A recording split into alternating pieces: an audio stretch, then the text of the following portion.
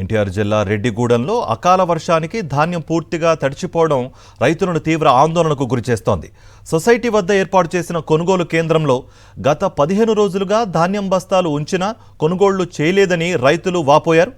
ధాన్యం కొనుగోలులో జాప్యం కొనసాగుతున్న క్రమంలోనే నిన్న రాత్రి అకాల వర్షం పడిందని, ధాన్యం పూర్తిగా తడిచి ముద్దయిందని బాధిత రైతులు ఆవేదన వ్యక్తం చేస్తున్నారు. తమను ప్రభుత్వమే ఆదుకోవాలని, తేమ శాతంతో సంబంధం లేకుండా ధాన్యాన్ని కొనుగోలు చేయాలని రైతన్నలు కోరుతున్నారు.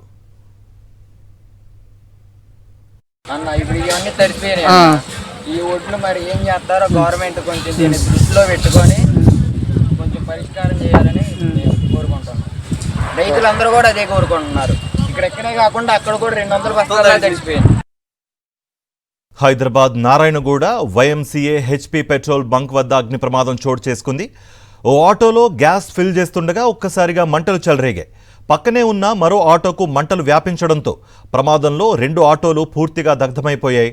అయితే వెంటనే అప్రమత్తమైన బంక్ సిబ్బంది మంటలు మరింత వ్యాపించకుండా చర్యలు చేపట్టడంతో పెద్ద ప్రమాదం తప్పింది. ఈ ఘటనలో బంక్ సిబ్బందిలో ఒకరికి గాయాలు కావడంతో స్థానిక ఆసుపత్రికి తరలించారు.